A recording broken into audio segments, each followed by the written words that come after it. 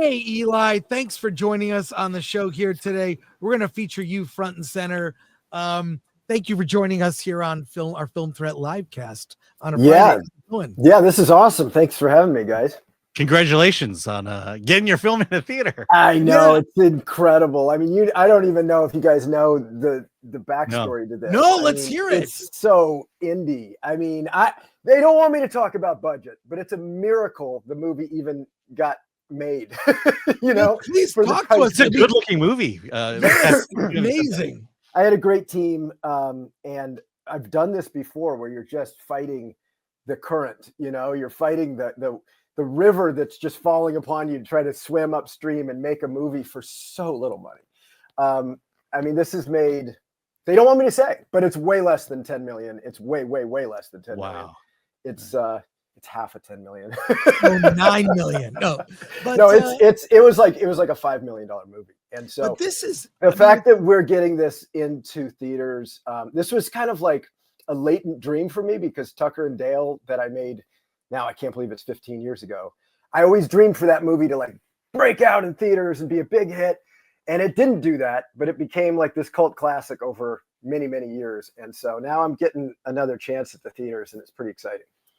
Yeah. So how did you pull this thing together? And I got to say, I love that I don't know if you saw, we actually reviewed the film earlier in the show. The whole thing with the current teens unable to use old technology, like a rotary phone, like all that. And I just love that the film has a theme. I don't want to get too deep into it for those who haven't seen it, but when that reveal happens, I think it's amazing.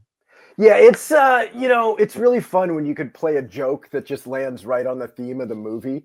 And I love that, this is about a generational divide, this movie, and it's two generations, younger generation, older generation, just not listening to each other, and sort of a cautionary tale of two people just can't hear the other side, and it erupts in bloodshed.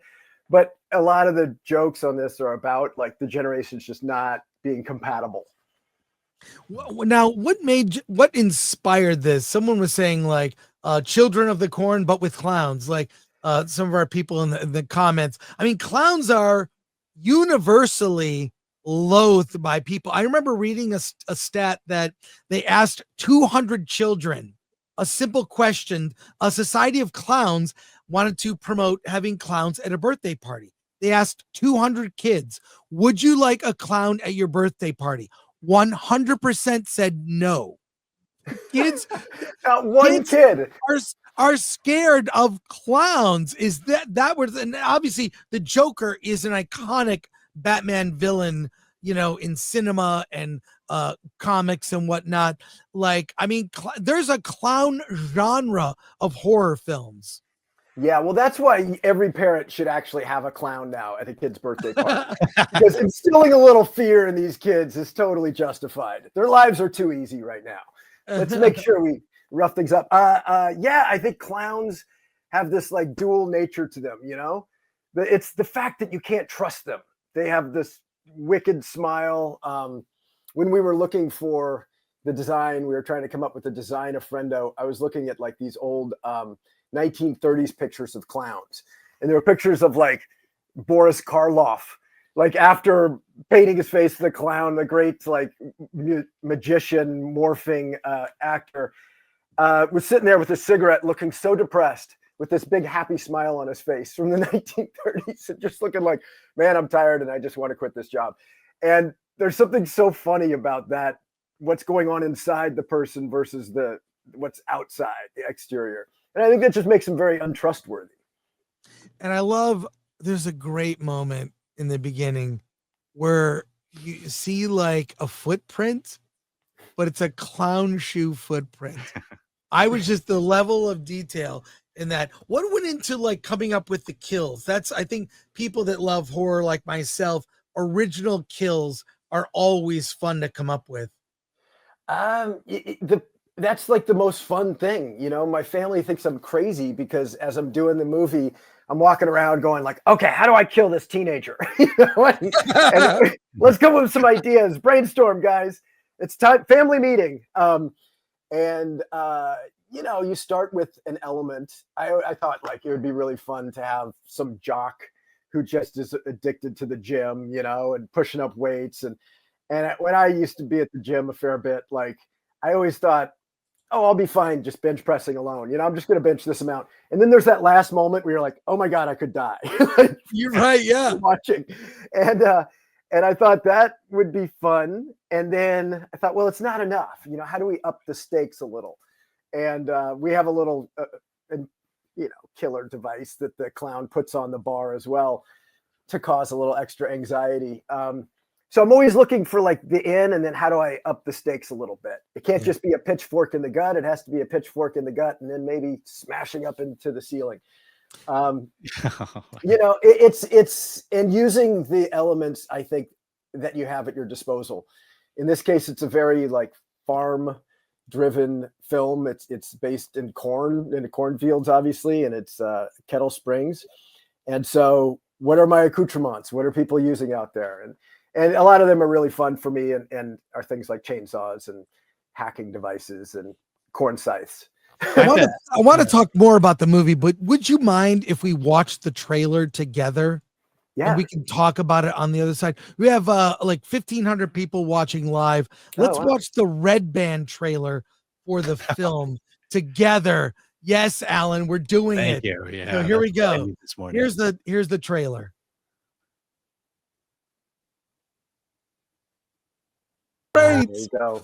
That's great. Now, I got to ask, I don't want to ruin too much about the movie, but it really is a love letter to classic horror films of another era, that kind of like 80s and 90s. But I noticed the order and the types of people that are like, no one is spared. And I feel like you were kind of making a statement in a way about like, no one is safe in this movie at all. That was important to me. And also I loved casting kind of fresh faces in this. You don't even necessarily know who's the final girl, who's going to make it through this alive. And I do like to take the horror tropes and make you feel safe with them. Maybe initially like, oh, I'm just watching this horror movie. I know what's going to happen. Everything's cool. I got this figured out. And then twisting it up and going in a new direction and, making people feel a little unsure about their original thoughts, And I got to say also on the casting, you actually cast people who look like the ages they play. So many other horror films of the past, you got like someone 25 playing 16. It was never believable. That your casting on this was phenomenal. Yeah, and my son, who just got an arrow to the head, he's 17. He was finishing his senior year of high school. I said, "You've got to come out. You've got to get killed in this shot. You're the perfect casting choice. This isn't nepotism. I just need you, buddy." And it was really fun to kill my son there. And the rest of the cast just they look really young, in their early 20s, late teens, and they were all just so ready for this. It was so fun watching each one of them kind of embody their character and then become this sort of lovable character throughout the movie. And then everybody gets so tense, like, don't kill that person. That's the person I love. Sorry, I got to ask you about your main lead, Katie Douglas. To me, she was just perfect in the role. What was the criteria beforehand that you were looking for to cast the role of Quinn? I really wanted to find a person that was at once like kind of delicate and fragile, but had this strength to her and this toughness, and she's not a weak final girl. Like, we don't go through the thing where she's just not a leader or can't handle it. Like, she's kind of the one that can handle this scenario, surprisingly. And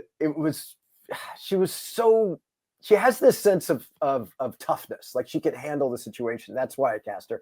And she also is just so, she's such a natural. Make everything that's comes out of her is authentic and real. And it feels like somebody you'd really see in this scenario. I just wanted it to feel grounded. Yeah, she was very much a highlight of the film. Awesome. And I don't know if you've seen it with a paying audience. AMC Burbank 16 playing the movie last night, packed audience, loved it. Love the film. I don't know if a lot of times because you're local, you kind of go see your own movie in a theater. Do you have plans to do that? Or Well, I'm not local. I live in Vancouver, BC. oh wow, that's where they make movies in Canada, not in the US. Well, maybe not anymore. We'll see. Yeah, we'll That's see. why I could afford to watch the movie. That's I know. Yeah, we shot this one in Canada as well. I'm Canadian. I'm US and Canadian, dual. So my local theater, it'll be so fun to see because actually a lot of my friends here are not filmmakers. Like when you live in LA, everybody's like, oh yeah, you made a film, like whatever. I'm an actor. Let me give you my resume. But here, everybody's, whoa, you made a film? Like, let's go see it. That's really cool. So we're going to all gather and go down to the local cinema, which it's playing at. And yeah, definitely check it out. We have a ton of questions from our live chat here. I don't know how much time you have, but let's try to get to as many as you can take here. Let's get into it, man. Let's do it. So here the questions will pop up here from M for 2. Are clown girls your weakness? They are for me. Oh man. You know, I didn't think they were until I saw these clown girls at our premiere. And I'll try to post some of those pictures on my Instagram account, but they are wicked and kind of like weirdly sexy at the same time. It's like something really, maybe it's because of that thing. You can't really trust them, but you're like, it's an allure at the same time. Like I got to figure out what's behind that person's exterior. Yeah, I'm with you, buddy. My weakness. Portland 182. Hi, Eli. Why no Tucker and Dale sequel, prequel? Yeah. I mean, could have been a franchise. I remember it was at South by Southwest. I think I covered it. I'm pretty sure I covered it there because it was the talk. Well, let's answer this once and not make every question this, because this is what like drove me off of the internet for a while. Like I can't. You know, it honestly is because people didn't see it in the theater, and it became. Although everybody loves the film, the producers and sort of the bean counters of Hollywood, they just want to make a lot of money, dude. And when they look at the numbers of it, it made money, but it didn't blow the doors off anything. And it was really, when I was around pitching that movie as a sequel from 2013 to like 2018, we went through several periods where we set it up. We almost got it made, but I wanted it to be bigger. I didn't want it to have like the same budget or less for the sequel. And so it would like, and it would just fall apart. And so we had like 5 different versions of the film fall apart. You know, I hate to blame more on this guy, but David Zaslav was the final like nail in the coffin when we were going to do a show on TNT that like we were scripted and all the scripted series got canceled. So I'm not saying it'll never happen. And in fact, I think this movie helps the potential for, if this movie does well, it just helps me and I can like set more stuff up. I've been pretty lucky to keep working in the business as a writer. And even while I'm not directing, have stuff in development. And Tucker and Dale 2 has been in development for a long time, but I don't want to spoil until this thing is greenlit. I'm not going to ever say, but it always is an idea in my mind to bring these guys together because I love Alan and Tyler and we're buddies. And I think we could do a great movie out of it. Yeah. And you got a lot of love in comments here. So Raylo Normie, oh shit, I love Tucker and Dale. Alan Tudyk is awesome. And then All Twisted Up says, saw Clown in a Cornfield last night. Very fun. Only knew the title. Great surprise cast. Under 10 mil. Astounding. So that's cool. Thank you for the props to that. I'm not supposed to talk about, well, let's not talk about budget anymore, but yes, it was a hard thing to get through. Fade Ellis 24 says, what was behind the decision to shoot in Manitoba, Canada, and how was it working with their local crews? Did the location offer any surprise benefits or challenges to the production? I mean, it looks expensive. That parade scene and what happens during the parade scene is insane.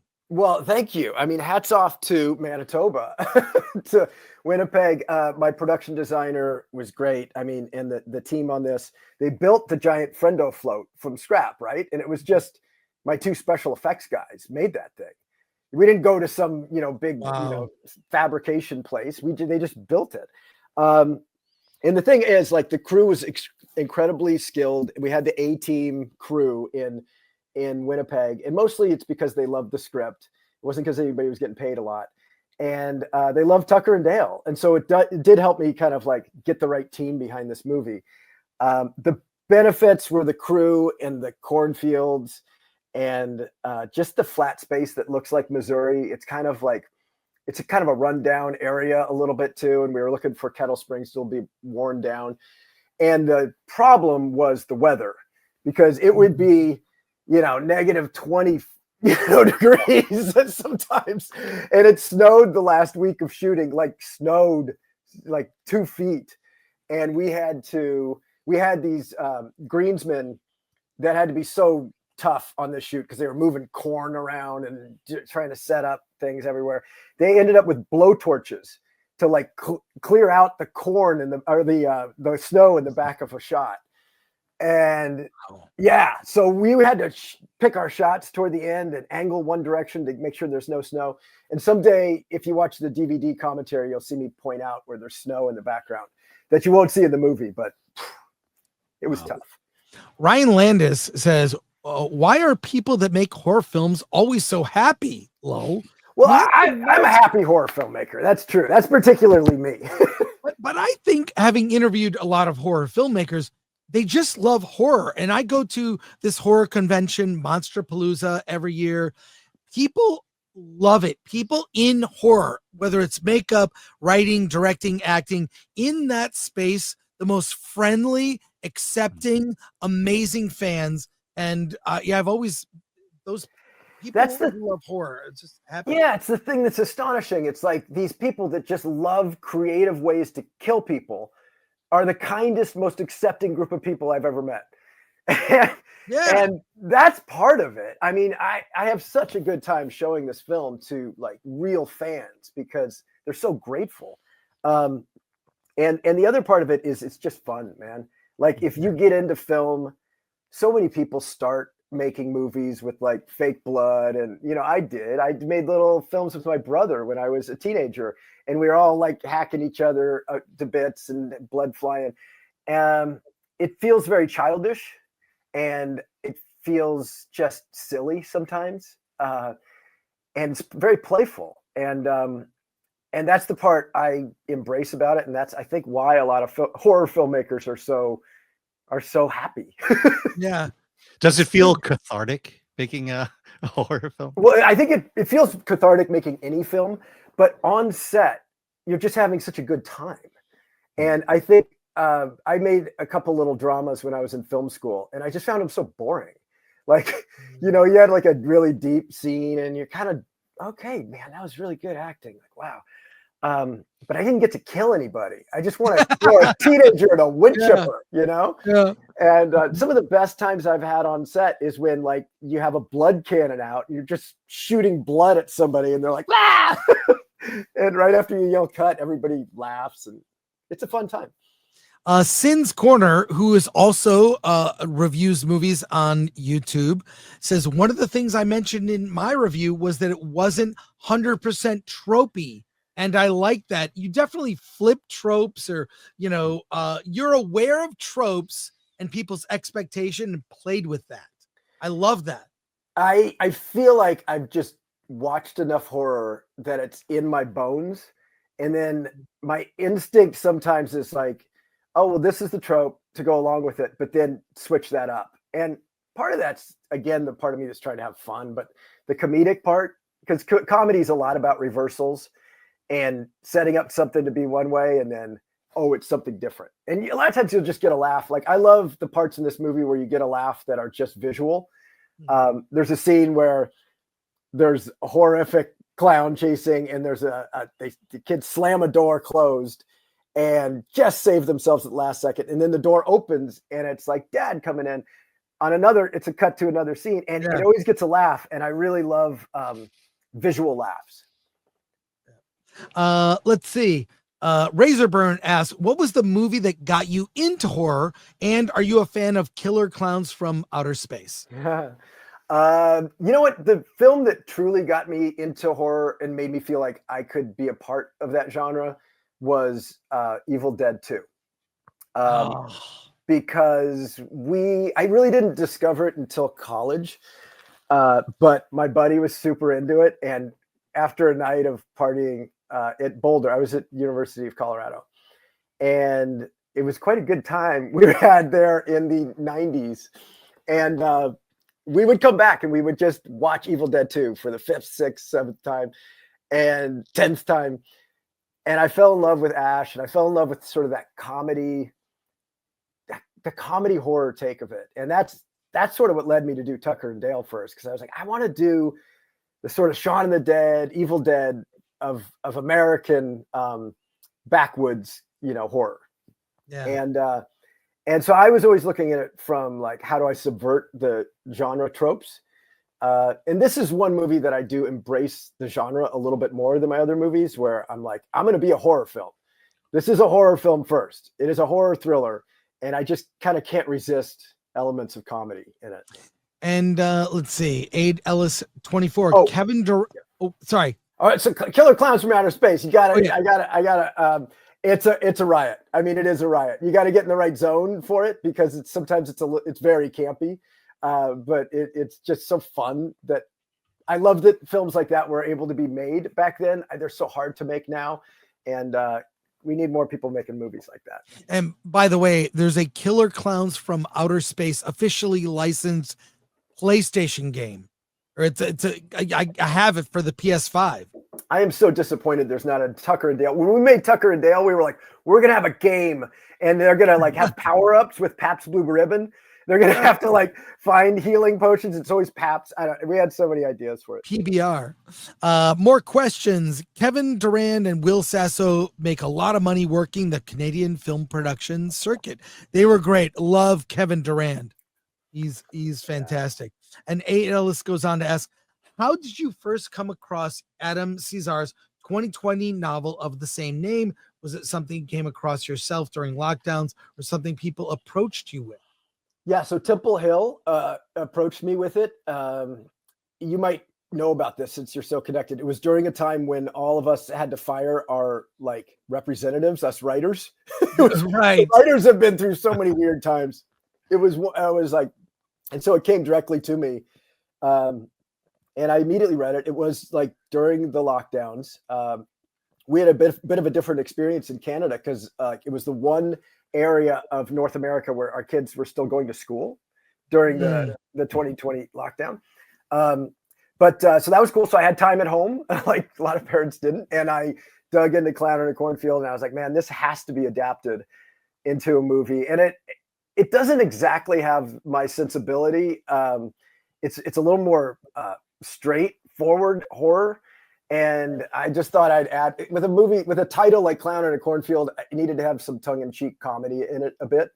And I pitched that to the producers, and Marty Bowen and John Fisher at Temple Hill said, yeah, let's do your sort of version of this.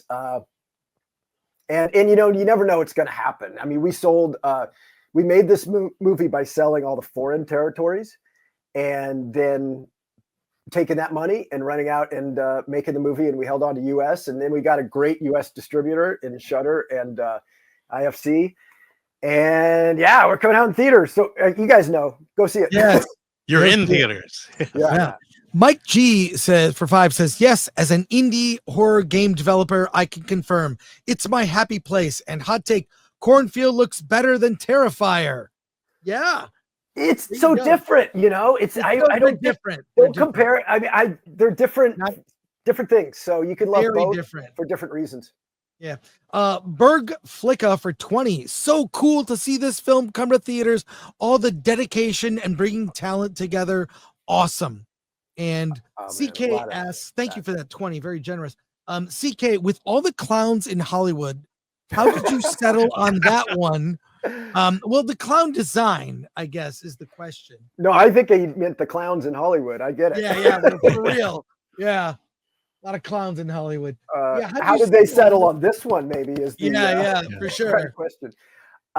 So I mean, the book has so much specificity about who Friendo is, and that's part of what I loved about it. He's a salesman mascot that was created when they created the Bay Pen Corn Syrup Company in like the 1930s, and it kept the town alive during the Depression. And then in the 1940s and 50s, he was like this happy-go-lucky salesman mascot, like Ronald McDonald. Mm-hmm. And he got a little demented over time. So I love the part of the movie that it's kind of like the American dream, you know, and he's the salesman American dream to a prosperous America. And now he's going through a bit of hard times, and maybe the American dream has sort of melted a little bit and gotten a little more distorted. Well, I know you got to run. I got to say congratulations to you on the movie. Alan and I both loved it. It's in theaters now, so please go see it with an audience, because I can attest they love the film. It's a great group experience. Eli, come back when you have your next movie. Love to chat with you again. Okay, maybe Tucker and Dale too someday. Yeah. We'll talk about it. Yes, and we won't ask you about it. We'll talk about it. Yes. All right. Thank you, Congrats guys. again. Take care. See you guys. Thank you so much. See ya. Bye. Thank Bye. you.